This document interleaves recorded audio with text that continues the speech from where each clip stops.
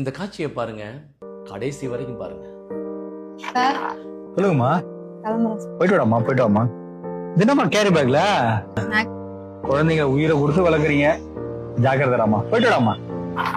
சாமி ஒரு நிமிஷம்டா. உங்களுக்கு ஒரு நுட்பமான ஒரு சின்ன செய்தி சொல்றேன், உள் வாங்கிக்கிங்களா? நம்ம எவ்வளவுதான் குழந்தைங்களுக்கு செலவு பண்ணி நம்ம வளர்த்தாலும் நாளைக்கு அந்த குழந்தைங்க வளர்ந்து வந்து நம்மளை பாதுகாக்காது. அதனுடைய குழந்தைங்களை தான் பாசத்துடன் பாதுகாக்கும். நம்மளை பார்த்து அந்த குழந்தை அப்படியே கஷ்டக்குது. அப்ப நம்ம என்ன செய்யணும் அப்படின்னா, நமக்கு நம்மளுடைய முன்னோர்கள், அதாவது அப்பா இருக்கலாம், அம்மா இருக்கலாம், பெரியம்மா, சித்தப்பா, தாய் மாமா, யார் ஒன்னா இருக்கலாம், நம்ம பெரியவங்களை எந்த அளவுக்கு பாதுகாக்கிறோமோ அதை அந்த குழந்தை பார்க்கணும். பார்த்து வளர்ந்ததுன்னா அது பெரிய நானோடனே நமக்கு வயசானோடனே அந்த குழந்தை நம்மளை வந்து பார்த்துக்கும். இதுதான் உளவியல் சொல்லுது. ஸோ நம்ம வெறும் பணமா கொடுத்து செல்லம் கொடுத்து வளர்ந்துட்டா அந்த குழந்தை நம்மளை பாதுகாக்க நினைச்சீங்கன்னா ஏமாற்றம் தான் மிஞ்சம்.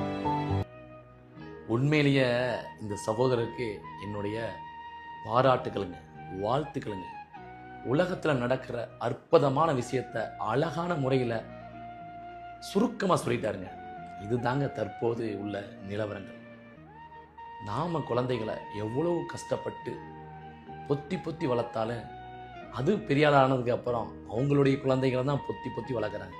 ஏன்னா நம்ம அப்படி வளர்த்துருக்கோம் குழந்தைகளை. அதனால உங்களுடைய தாய் தகப்பனை நீங்க வந்து கண்கலங்காம நீங்க வச்சுக்கிட்டீங்கன்னா உங்களுடைய குழந்தைகளும் உங்களை கண்கலங்காம வச்சுக்கிடுவாங்க. நீங்க இப்பவுமே உங்க தாய் தகப்பனை வந்து உதாசீனப்படுத்திக்கிட்டு சண்டை போட்டுக்கிட்டு இருந்தீங்கன்னா இதே மாதிரி தான் அந்த குழந்தைகளும் உங்களுக்கு செய்யும். ஏன்னா நீ அன்னைக்கு செஞ்சில, நானும் அப்படி செய்வேன் அப்படின்னு சொல்லிட்டு.